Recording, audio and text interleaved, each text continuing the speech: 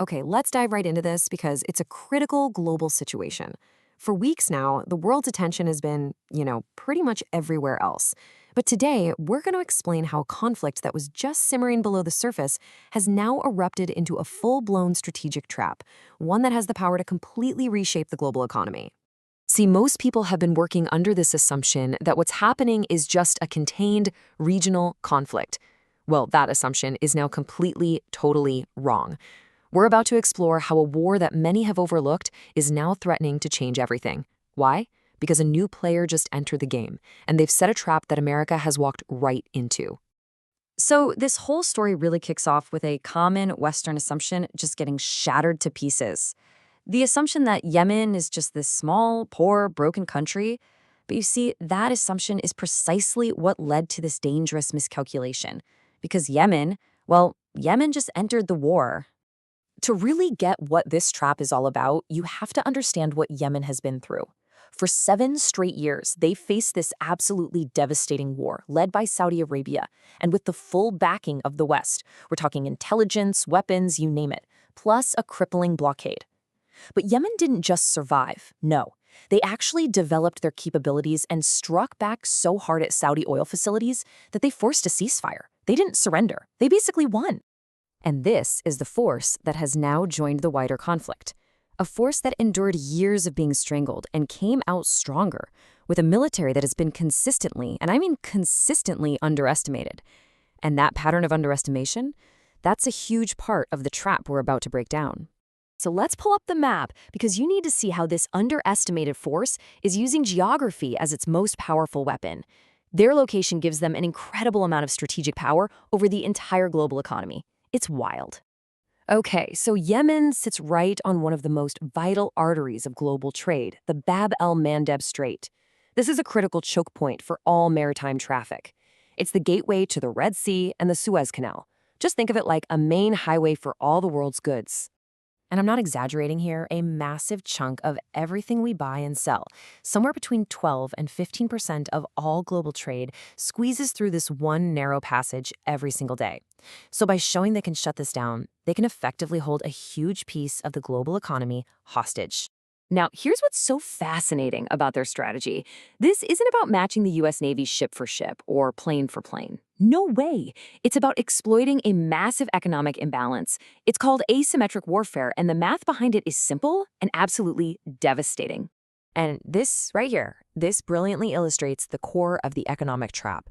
You've got the West forced to use multi-million-dollar interceptors to shoot down drones that cost a tiny, tiny fraction of that. You don't have to win on the battlefield if you can just bankrupt your opponent by forcing them to show up and play this game. So the key takeaway is this. This is a war of attrition, but not on the battlefield. It's on the treasury. Over time, America simply cannot sustain this kind of economic exchange. Time is not on its side, and its adversaries know it. And you have to understand, this strategy isn't happening in a vacuum. Let's zoom out and look at the whole picture, because what Yemen is doing is actually part of a coordinated pressure system. It's designed to close in from multiple directions at once. All of a sudden, the U.S. is facing 2 of the world's most critical energy and trade choke points being threatened at the exact same time. While Yemen is applying pressure in the Red Sea, you've got Iran threatening the Strait of Hormuz, and you've got resistance forces in Iraq hitting U.S. bases almost daily. This right here, this is the essence of the track. The U.S. military only has so many of these expensive interceptor missiles. Every single one fired at a drone in the Red Sea is one that can't be used to defend against a missile in the Persian Gulf. The U.S. is being forced to stretch its finite, very expensive resources across a constantly expanding, low-cost, multi-front war. Okay, so this isn't just some distant military problem happening on a map. This is where the conflict connects directly to your everyday life, to your budget, and to the global economy that we all depend on. So how does this all hit home? Well, the disruption of these key shipping lanes creates this cascade effect that goes right into your wallet. Shipping companies are already rerouting their huge container ships, and that adds massive costs to all the goods you buy. But the real gut punch, that comes from energy. I mean, you've got serious financial analysts already warning that oil could spike to $150 a barrel if this keeps up. Some are even floating the number $200. Just think for a second about what that does to the price of, well, everything, because our entire economy runs on energy. The strategy is brutally effective, really. You bleed the empire by making the war so economically painful for its own citizens that it becomes politically impossible to continue. Higher gas prices, more expensive stuff at the store, rising food costs. This is how they turn a regional conflict into direct political pressure right inside the United States. So, with the trap now fully set and the economic consequences becoming clearer every single day, we have to start asking ourselves about the profound long-term implications of what we're watching. This might be more than just a war. It could be a real turning point. Look, this isn't about winning a single battle. This is about a structural mismatch. The American system is built to produce incredibly complex billion-dollar weapons over decades. It's just not designed for a war of attrition against adversaries who can churn out cheap, effective drones and missiles. The math, over time, just doesn't work.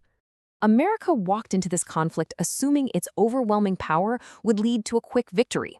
It did not plan for a coordinated, multi-front resistance.